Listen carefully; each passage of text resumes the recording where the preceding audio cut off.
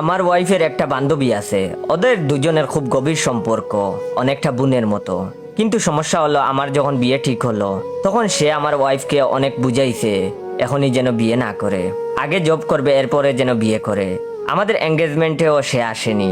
বিয়ের পর এখন সে হতাশা নিয়ে পোস্ট দেয়। ফ্রেন্ডশিপের মর্যাদা কেউ বুঝে না, বন্ধু একদিন চলে যায়, মানুষ কিভাবে সম্পর্ক ভুলে যায়, এইরকম পোস্ট করে ইনডাইরেক্টলি আমার ওয়াইফকে বুঝায়। আমার ওয়াইফ এসব দেখে খুব কষ্ট পায়, ওর মন সারাক্ষণ খারাপ থাকে। এমন না যে ওর সাথে আমার ওয়াইফ কথা বলে না, দিনে 1 থেকে 1.5 ঘন্টা করে কথা বলে। আমাদের ঘুরতে যাওয়ার ছবি দেখে সে কষ্ট পায়। আমার জন্য আমার ওয়াইফ স্পেশাল রেসিপি বানালে সে কষ্ট পায়। আমার সাথে আমার ওয়াইফকে দেখলে কেমন যেন হয়ে যায়। আমার মনে হয় সে খুব কষ্ট পায় আর ভাবে তার কাছ থেকে ওকে আমি ছিনিয়ে নিয়েছি। তার এসব আচরণের জন্য আমার ওয়াইফ খুব কষ্ট পায়। 1 বছরের উপরে বিয়ে করেছি, এখনো এমন হচ্ছে। এখন হাজবেন্ড হিসেবে কি করব? ওর মন খারাপ থাকে ওর বান্ধবীর ওইসব পোস্ট দেখে, আর মন ভালো করার জন্য আমি থাকি দৌড়ের উপর। আপনারা উপযুক্ত পরামর্শ দিন প্লিজ। আর আমি ভাবতেছি, আমার বউ যেহেতু মন খারাপ করে থাকে বান্ধবীকে ছাড়া, তাই বউয়ের বান্ধবীকেও আমি বিয়ে করে নিয়ে আসবো। 3 জনে মিলে মিশে সংসার করব। বউও খুশি, বান্ধবীও খুশি, আমিও খুশি। না না না না, আমি খুশি না, তবে বউয়ের খুশিতে আমি খুশি। সকালবেলা ঘুম থেকে উঠে ভাবতে লাগলাম, আজ তো তরমুজের জন্মদিন। তাকে জন্মদিন উপলক্ষে কি গিফট দেওয়া যায়, কি গিফট দিলে সে খুশি হবে। আসলে তার নাম তরমুজ না, তার নাম জুমা। আমার গার্লফ্রেন্ড জুমা। সে একটু মুঠা, সরি মুঠা বললে ভুল হবে, একটু স্বাস্থ্যবান আর কি। তাই আমি আদর করে তরমুজ বলে ডাকি। মানুষ তো ভালোবাসার মানুষটাকে অনেক নামে ডাকে, জান, ময়না, সোনা, বাবুনি, অনেক নামেই ডাকে। কিন্তু আমি এসব নামে ডাকি না, আমি শুধু ওকে তরমুজ বলে ডাকি। কি গিফট দেওয়া যায় ভাবতে ভাবতে মার্কেটে চলে আসলাম। হঠাৎ মাথায় বুদ্ধি আসলো, আমি তাকে তরমুজ বলে ডাকি। তার জন্মদিনে তরমুজ গিফট করলে খারাপ হয় না। যেমনি বাবা তেমনি কাজ। আমি একটা ফলের দোকানে গেলাম, ভালো দেখে ছোট একটা তরমুজ নিয়ে দোকানদারকে জিজ্ঞেস করলাম এর দাম কত। দোকানদার বলে 100 টাকা। তখন আমি ভাবলাম এত কম দামের গিফট দিলে ভালো দেখায় না, তাই দোকানদারকে বললাম, ভাই ধরেন এই তরমুজটা এই বাজারে শেষ তরমুজ, তাহলে এর দাম কত? তখন লোকটা বলে 200 টাকা। আমি তখন আবার বললাম, ধরেন এটা বাংলাদেশের শেষ তরমুজ, এটা ছাড়া আর কোনো তরমুজ নাই, তাহলে এটার দাম কত? লোকটা তখন বলল 500 টাকা। আমি আবার বললাম, ধরেন এটা পৃথিবীর শেষ তরমুজ, এই তরমুজ ছাড়া পৃথিবীতে আর কোনো তরমুজ নাই, তাহলে এটার দাম কত? লোকটা তখন বলল 1000 টাকা।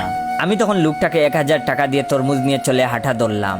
লোকটা টাকা হাতে নিয়ে অবাক হয়ে তাকিয়েছিল আমার দিকে, কিছুই বুঝতে পারলো না এটা কি হলো। এরপর একটা ফুলের দোকান থেকে কিছু ফুল নিলাম, তারপর তরমুজ আর ফুলগুলো নিয়ে জুমার বাসার দিকে হাঁটা ধরলাম। 10 মিনিট পর জুমার বাসার সামনে এসে হাজির হলাম।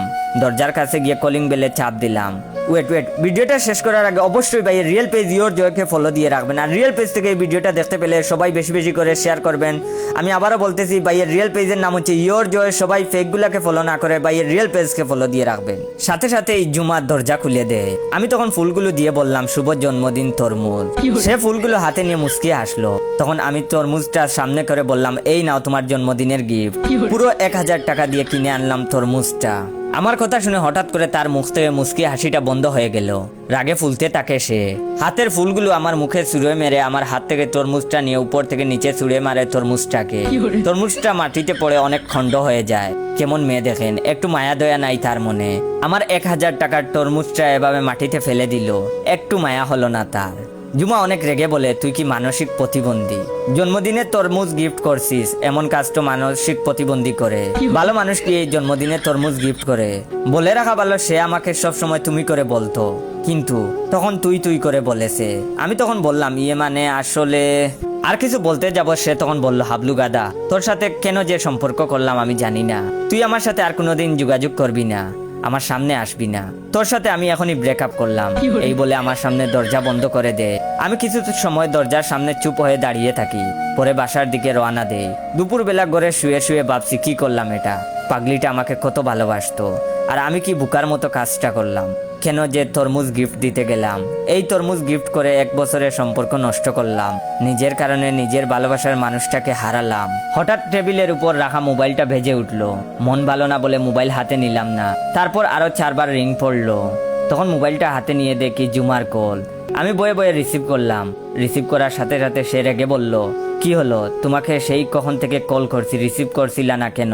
আমি তখন বললাম আমি মোবাইলের পাশে ছিলাম না, তাই রিসিভ করতে পারি না। সে তখন বললে, আচ্ছা এখন তুমি কোথায়? আমি তখন বললাম ঘরে শুয়ে আছি। কথাটা শুনে সে আবার রেগে গিয়ে বলে, হায় আল্লাহ, এ কেমন ছেলেকে ভালোবাসলাম আমি, যে জন্মদিনে তরমুজ গিফট করে, যে ছেলে বলছিল আজকে আমায় ঘুরতে নিয়ে যাবে, আর সে এখন ঘরে শুয়ে আছে। এই কথা শুনেই হঠাৎ আমার মনে পড়লো আমি ওকে বলছিলাম জন্মদিনে তাকে ঘুরতে নিয়ে যাব, কিন্তু সকালের ঘটনার পর সবকিছু ভুলে যাই। ভুলে যাবারই কথা। আমি ভাবছি সে সত্যি ব্রেকআপ করেছে, যেখানে ব্রেকআপ করলো সেখানে ঘুরতে যাবে আর কোথায়। এখন দেখি আসলে সে আমার সাথে সত্যি ব্রেকআপ করে নাই।